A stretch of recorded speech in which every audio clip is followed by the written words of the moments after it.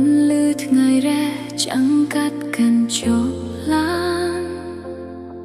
អូនធ្វើដំណើរចេញពីទីក្រុងដែលយើងធ្លាប់កសាងកាត់វាលស្រែកាត់ភ្នំនិងភូមិឋានសែនឆ្ងាយក្នុងចិត្តអូននឹកចង់ឃើញមុខបងឲ្យបាត់ខ្វាយខ្វល់ផ្លូវលាតសន្ធឹងហាក់ដូចជាគ្មានទីបញ្ចប់ចម្ងាយរាប់ម៉ាយដែលបងធ្លាប់ប្រាប់ថាវាពិបាកអូនមិនខ្វល់ទេ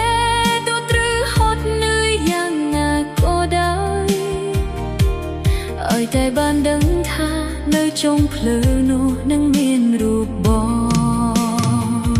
នៅលើផ្លូវ highway ឆ្ពោះទៅរកបងបេះដូងអូនលូនចង់ជួបម្ចាស់ស្នេហ៍ដែលធ្លាប់បំណ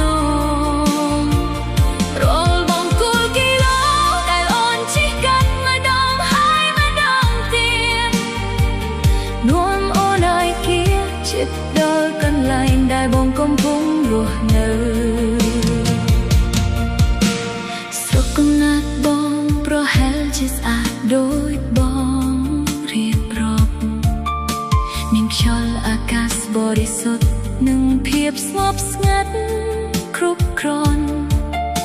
អូនចង់ទៅឃើញទៅដឹងពីជីវិតដែលប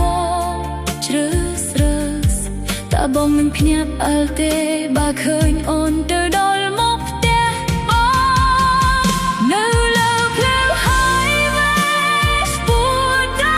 រកបង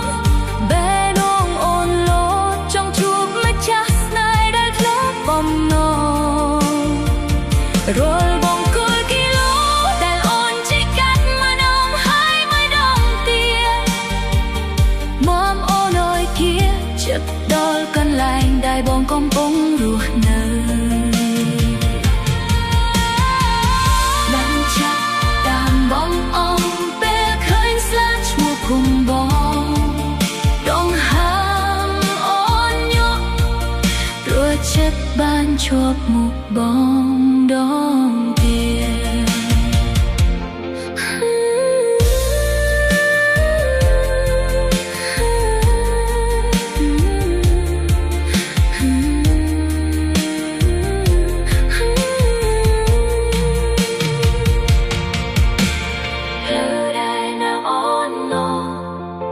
គឺផ្លូវនៃសេចក្តី